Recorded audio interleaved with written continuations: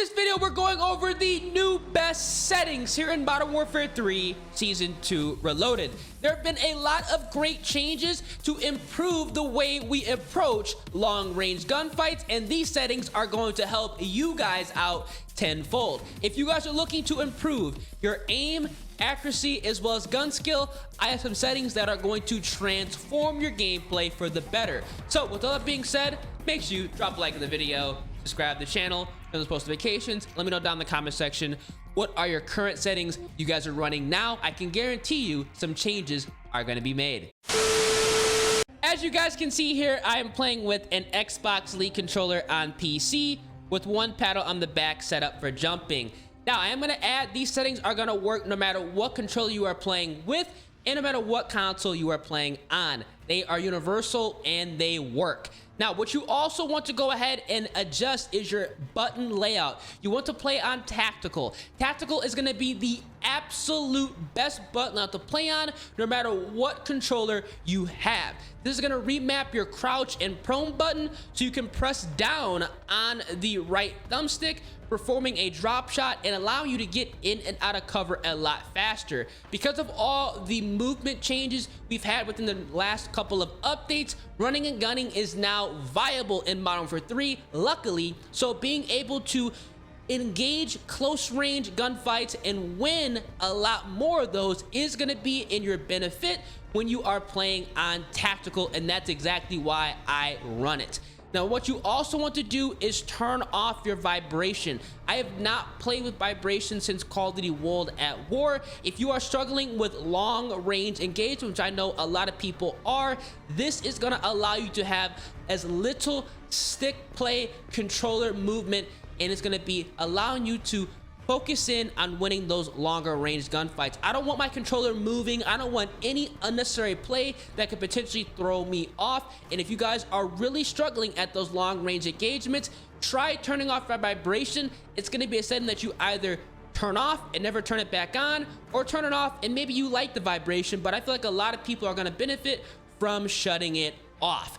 Now, the dead zone inputs, luckily here in Modern Warfare 3, they do have a system that you can track your controller's stick drift. Luckily, with a lot of the Xbox Elite controllers, we don't suffer from this.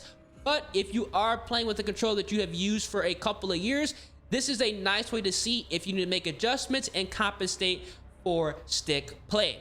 Now, under the aiming category, you guys can see I am playing on a 6 horizontal as well as a 6 vertical. I have reduced my sensitivity back down after they went ahead and made a lot of changes, improving the long range performance, so I am even more accurate. If you are looking to drastically improve your aim, accuracy, and gun skill, I recommend you playing within the 4 to 6 sensitivity window. This is going to be very important because anybody can take somebody out at close range.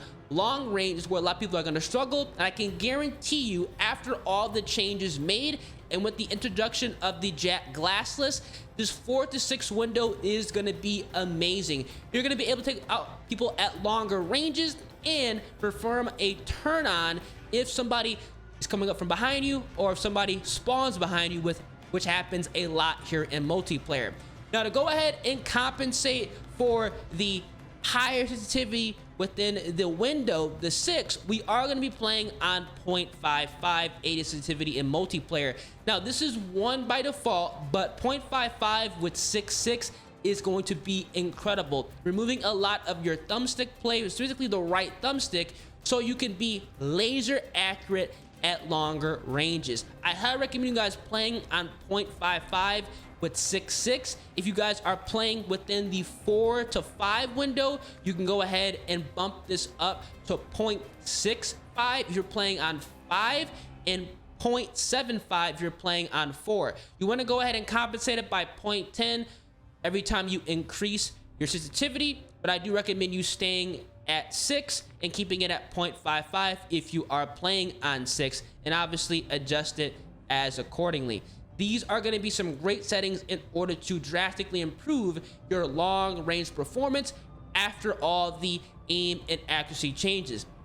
Now, what you also want to do here is play on linear. I am back to linear. I have not played on dynamic since all of the changes have been made. I like to have the stick aim kind of matching the aim rate, so you're able to go ahead and be as accurate as possible at longer ranges. I do not want my iron sights or crosshairs to drift onto a different target that I'm not necessarily trying to take out first, and this is going to be overall drastically improving your long range performance. I highly recommend you guys switching to linear, especially if you are going to try out that 4 to 6 window with 0.55 up to 0.75 ADS sensitivity in multiplayer. And then finally, you do want to go ahead and adjust your aim assist type to Black Ops. Black Ops is going to be the absolute best, giving us a little bit of an edge over default, a little bit more sticky aim, so you can overall take a lot easier at honestly any and all ranges, and obviously longer ranges here, which is what we're trying to go ahead and accomplish within this video. These are going to be the best aiming settings you can run here in Modern Warfare 3 currently. Now for the gameplay settings, all I have done is switch to automatic tactical sprint just so I can get around the map a little bit faster. I don't like to sit in the back of the map a lot. I like to go ahead and maneuver from position to position, and this is overall going to speed some things up and make things a little bit more fluid, which in my personal opinion is going to be a massive W. I don't think anybody here likes to camp in the back of the map, so having automatic tactical sprint is going to be incredibly important. Now, under the graphic settings, I highly recommend adjusting your FOV within the 100 to 120 FOV range. I play on 120. I've been playing on it for a couple of years, but 100 is going to be a good setting as well. This is going to give you a bigger picture, and also once you adjust your ADS field of view to affected, guys, I'm telling this right now, so many people I see play on independent. Independent is not what you want to do. Affected is going to mirror whatever FOV you have. It's going to show up on your optic or iron sight, allowing you to control a lot of visual recoil a lot easier. Now, this is exactly why they brought in the Jack glassless optic, to compensate for players who are not playing on affected that are still on independent. But if you run the Jack glassless with affected, you are going to be laser accurate at longer ranges with 99% of the class setups in game. This is why I have changed all my settings to revolve around that optic, because it works here in Modern Warfare 3, and it's something that you definitely should be using if you are struggling with long range engagements. That's why my ADS sensitivities have changed, and why I went ahead and adjusted some other settings in game. But you guys can see the view, the 120 at a 100 to 120 range, as well as affected, has not, because it is even more beneficial now. Everything else has been pretty much stayed the same. Still have world motion blur turned off. Definitely do not have this on.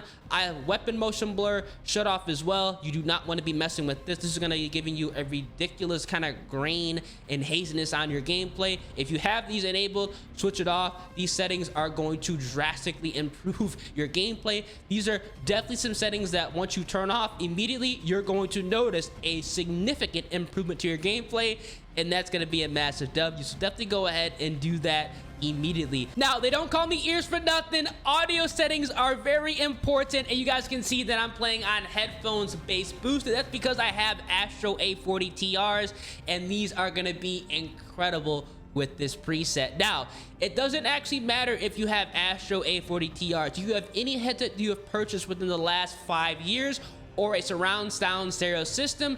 Headphone bass boosted is actually going to be your best option, because it's going to increase the audio of footsteps as well as gunfire. And if you mix this with bone conduction headset, you're going to be able to hear people from across the map, and also be able to pinpoint where gunfights are happening without the use of a UAV, which is incredibly important if you're trying to stay alive longer and build up your own streak to get your first nuke. Everything else here, I have not went ahead and adjusted. I am playing with the master game value turned up to 100, but I do have voice chat set at 50%, and obviously I do have the voice chat enabled. Sometimes I go ahead and disable it depending on if people are going crazy in the lobby, but for the most part, I like to go ahead and see what's kind of going on. I do have push to talk enabled because I'm not going to be, you know, obviously recording videos on the mic. That would be ridiculously annoying for everybody else, even though everybody else seems to be having their own conversation on the mic. I'm just not that type of guy, so I do have that set to push to talk. But everything else here is going to be the same. I've not made any changes underneath the audio setting. I even had the Juggernaut music turned on because I just like it. But the most important thing is to have on headphones bass boosted. Crank your audio up so you can go ahead and hear that footstep and gunfire audio a lot easier and start dominating those lobbies. And then finally, under the interface setting, I've only made one change, and this is very important. Do not let me find out you are playing with a round mini map. Not only is this a huge disadvantage, Square is going to be giving us a bigger picture, and it's also going to be able to allow us to read and interpret the mini map a hell of a lot easier. If you want a dedicated video on how to read and interpret the mini map a lot easier, so you can figure out what people are spawning at and judge, I guess, traffic patterns on maps, let me know down in the comment section. I can definitely make that happen. But that's it. These are going to be the best settings you guys could be running here in Modern Warfare 3 Season 2 Reloaded. Now, could they go ahead and make more changes to aim accuracy as well as improving the long range performance? Absolutely. Do I think they should do that? Yes, but I want you guys to go over to your aiming as soon as you boot up the game, or if it's already loaded up, switch to the 4 to 6 sensitivity window. Also go ahead and adjust your ADS sensitivity and multiplier. If you guys are playing on a 4, play on 0.75. If you guys are playing on a 5, play on 0.65. If you guys are playing on a 6, play on 0.55.